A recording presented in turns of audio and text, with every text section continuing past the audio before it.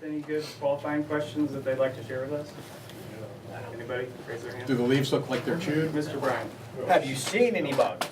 Good question. Good question. That's always a good place to start. Yep. If you don't know, it could be disease like we were talking about earlier. Terry? Sooty mold. Do you see any black tar-like substance on the leaves? Definitely. Yep. Ornamentals? See any mounding in the soil? That's right. So like ants or grubs or mole crickets or something could be popping up. Birds feeding? Birds feeding. That's a good one. Okay. All good questions, and they all help to help us help our customer, and that's what we're here to try to learn and try to get better at, and hopefully make us all more successful because of it. First, we're going to go over 3 different types of turf pests. So I'd just like to get into it. The first one we're going to go after is chinch bugs. Probably one of the biggest pests down here in the south or in South Florida. St. Augustine, big one in the summertime. Notice they're really small insects, it says up here, and they only get 1/6 of an inch long, so that's tiny. It's hard to get down on your hands and knees in the yard to spot those things. One of the characteristics that I've always used to try to identify it is if you see, like on the back, you kind of have an X looking pattern there. It's a good identifier. Let's see here. Next page. We've got some pictures, some more pictures of chinch bug damage up here. Different turf grasses, some really extensive damage there. And then we've got them like size on like a little toothpick. So just goes to show you how small they are. They've also got a test to try to see if you have chinch bugs in your lawn. They poured out a little piece of turf here and a bucket of water sitting next to it. They dumped that piece of turf into the water, and within I think 15, 20 seconds you can start to see chinch bugs floating up to the top. So it's a Yeah, a little bit of soapy water and rise right up. that picture in the middle there with multiple generations in the same place. Yeah. That's a good one. The whole family. Another close up. No, that's actual size. Up in the Jupiter area. Some of the controls that we use, probably the most common one is bifenthrin. Our Lesco brand is cross-check. I'm sure most of you have sold it, are familiar with it. It works and has worked. I've heard stories, it doesn't seem to happen much here in South Florida where chinch bugs will build up resistance to it, but I think a little further That's where it north. all started, was in Fort Lauderdale, where they used Dursban for every month for 20 years. Right. We also have some different formulations of bifenthrin that we can use. Pretty cost-effective products. You've got some other issues to deal with the xylene petroleum-based products, especially in the hot temperatures in the middle of summer. So cross-check's always a safe bet. It's really where I start my customers at. We've got imidacloprid, which is more for some suppression. So if you're wanting to do preventative stuff, it doesn't really give you long-term windows, but it will help out if you're doing preventative practices. That would be our Bandit and Dominion products. We've got a combo, which is a product called Electus, which has got both those ingredients in it. How many of you guys are, I don't want to interrupt, how many are you selling Electus now? Show of hands. I got a little bit left. We're still, people are asking for every once in a while. The guys in Melbourne and Rockledge are, Yeah, the combo product, yeah. yeah, the guys in Melbourne and Rockledge are, that's what they use. I haven't figured out, haven't gotten into asking them why yet, but are you aware? Yeah, we were having some resistance issues. The biggest thing that I've noticed with resistance issues goes back to what Larry was talking, with people not calibrating their equipment correctly. When you go and put a bifenthrin down on St. Augustine grass, if you're not typically putting down at least 4 to 5 gallons per 1,000 square feet, you're not going to get effective control. And that much water. Right. Because you're not going to get that chemical down to the thatch layer where those chinch bugs are. Traditionally, when I moved to Florida, it was 20 gallons per 1,000. Some guys were doing that in Fort Lauderdale. It's just, 10 gallons was the norm. you just don't have enough liquid capacity anymore for people to do it. Yeah. So they're better off using a granular product. And then just flooding it with water. So, and one of the newer products that guys have used, again, kind of more for suppression, but Arena is also labeled for chinch bug. Oh, one little note there too quick. Electus, it's now Insectus. Right, that's our brand. Yeah. Just wanted to see if anybody else had any other suggestions or recommendations on products you could use to treat chinch bugs or stuff, stories that you found more effective than others. Well, Caravan. Sneaks on. No, when you looked at that one slide, the upper right picture that you had for the chinch bugs, Right. looked a little bit like brown patch. And we get that a lot. We get customers that say, I've got a brown spot in my lawn. What is it? Takes care of it. yeah. Well, and you've gone through all the questions with them. You've looked at their pictures, or you've gone out on the property. There's nothing active at that point. You looked along the margins where it's green and brown, and there's no spotting or discoloration on the leaves. There's obviously something happened. It wasn't just a natural cause of dry spot or whatever it was. So Caravan is a good alternative. Caravan's the same class of chemistry as Arena as far as insecticide goes. I will tell everybody, one thing, if you have somebody apply Arena and they come back to you the next day and say, I put all that stuff down, I go out there and I still see active chinch bugs. You will see chinch bugs, but I can guarantee you that they will not be feeding, and it's just gonna take a short amount of time before they die. Spraying Arena on a lawn today will not kill them instantaneously or tomorrow. It takes a long period of time, but they will stop feeding within 24 hours of application.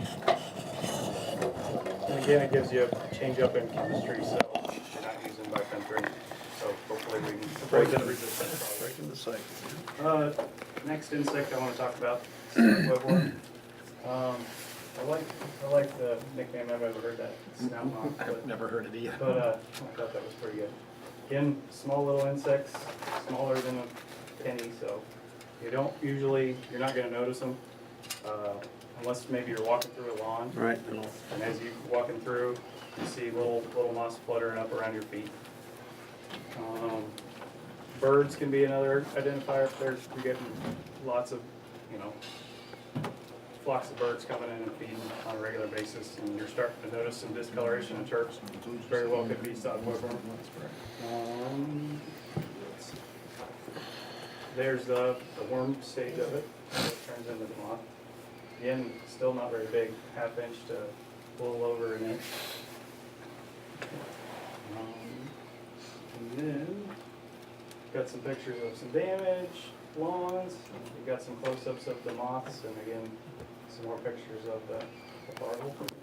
One of the things that happens with the sod webworm, not to interrupt, they tend to bite the leaf off low on the crown. So it looks, the damage, even if they're not there, the damage will look like it just got mowed off real short. But obviously there's other leaves growing up around it, so you could never have mown it off. So they'll bite it off there, and then they'll feed off of the leaf itself. We've got, again, some control products. Again, bifenthrin works good, most effective. We sell a lot of it. We can do it again in the granular or spray.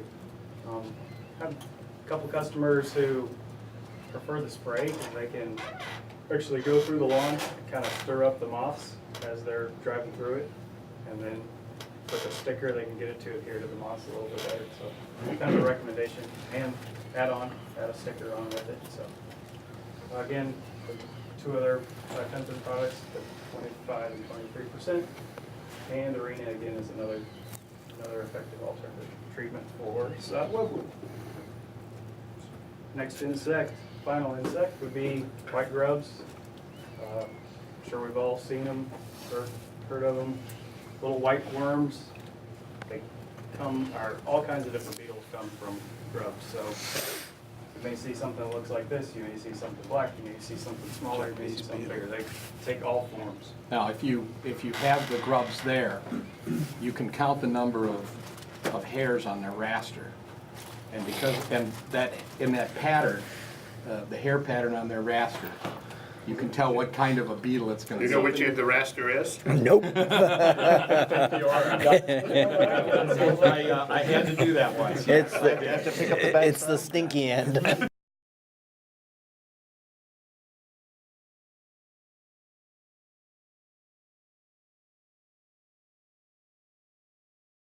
Crazy when you They're dig, good when you eating. dig one of them up. Like Larry was saying, Just gotta pull the you legs may off. have seen like one of the survival videos or something, where the Bear Grylls is running through the forest and he's getting through, and he's pulling out grubs and eating them. Yeah.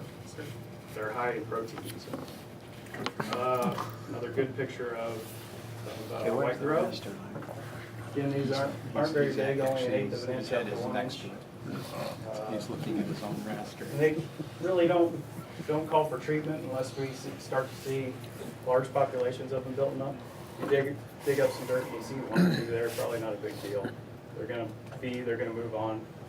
But if you start seeing big infestations, more than 10 per square foot, then yeah, it's probably time to treat.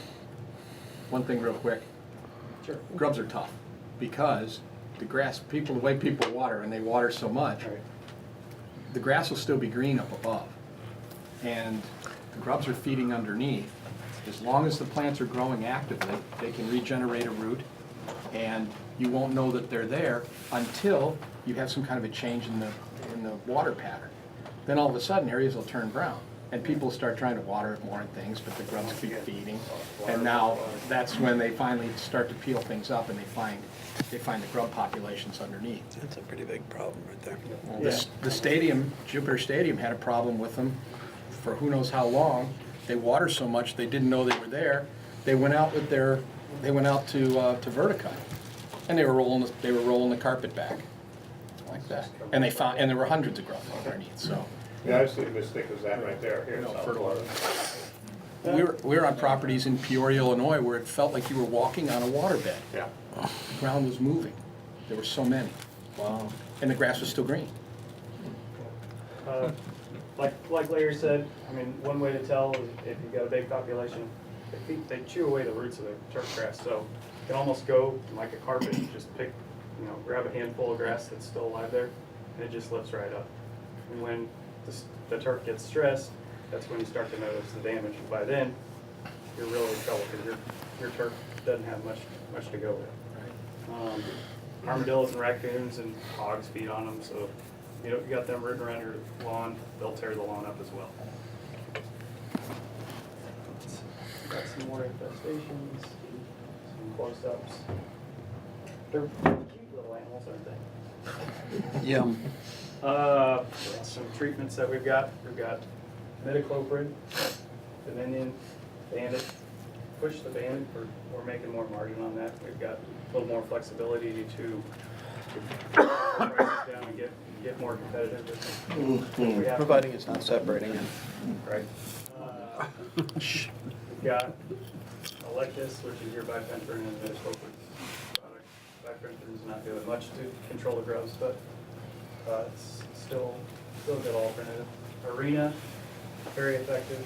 The one I go to when people tend to have severe problems and we got to get rid of it is dialyze. Put it down, water it in. Like it says, 24 hours, boom, they're gone. Sometimes you'll even see them after you treat it popping up through the turf grass. Trying to crawl out on the patio or the sidewalk or. So it's kind of one of those horror movie moments, but it does work. Let's see. So just to close, I want to remember we're dealing with turf grass insects. We went over chinch bugs. We went over grubs. We went over sod webworm. 3 big pests here in South Florida. Let's see here. We went through different treatment options. We went through bifenthrin, Arena, imidacloprid. You got your systemics. You got your contacts. We've also got. Remember to ask your customers qualifying questions when you're trying to determine what insect they're going after, what controls are going to work best. Try to get a feel for the situation. And then also what's their capability? Are they able to go out there and spray? Are they, as a granular, more comfortable for them? We've got both forms. Just go back to the beginning. Mom would be proud if they knew we were all sitting here trying to kill those creepy crawlies that we were digging up when we were little kids in the backyard. So, that's really it, unless anybody has any questions. Good job. Nope. Good job.